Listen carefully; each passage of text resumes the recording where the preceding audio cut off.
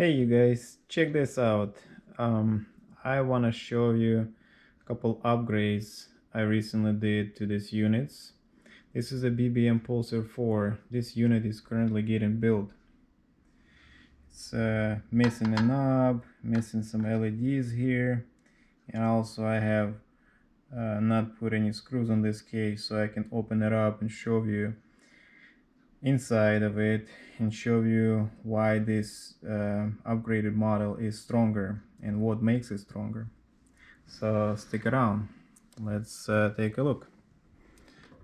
Alright, so I'm gonna open it up and we'll take a look inside. Let's look at this side first. So as I said, this unit is getting built. It's about halfway built. There is more components that will be going into this unit, but main components into each pulsar is capacitors, and this unit, this is the upgraded model of the fourth generation that I offer, and this guy have 2700 microfarad capacitor bank, and I can charge these guys to all the way to 900 volts. Can you believe this? Each one can hold 450 volt, and I connect them in series so I can charge them all the way to 900 volts. But this pulsar charges them only to 640 volts, and that's just being safe. So they have some extra voltage that I can charge it that's not being used. That makes them more reliable, and they'll last longer if they're not used up all the way. Another thing is that if you have nodes that they're smaller, I used to have a blue and blue capacitors, and those were United States made, USA made, and these guys are Panasonic, made in Japan, and those were larger in size, and I had to take the fan and place it outside because capacitors wouldn't fit. Basically, I wouldn't have any more space in here for a fan to fit and the capacitors.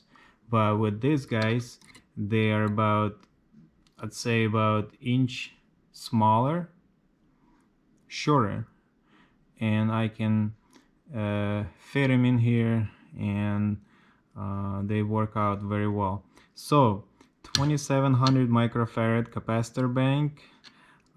In addition to it, I have a charging circuit that contains another 120 microfarad, and they're also connected to this capacitor bank, so it adds up an additional 100 microfarad. So let's say it's a 28 microfarad, 2800 microfarad capacitor bank. This is the thyristor. This is component, the main component, that it's like a relay that discharges everything into the all this stored energy from the capacitors into the coil, that coil right there. And I'm using high current diodes in voltage step up circuit. It's a charging circuit that contains mainly three components. This resistor here, this is also a handmade component. I make this component myself because I can't buy it anywhere, and it has to be a certain way to work properly, so I make them myself. Resistor, 4 diodes right here, these guys, and then 4 capacitors, and this is the charging circuit. And then right here I will have a PCB, printed circuit board, and that will have about 50 components on it.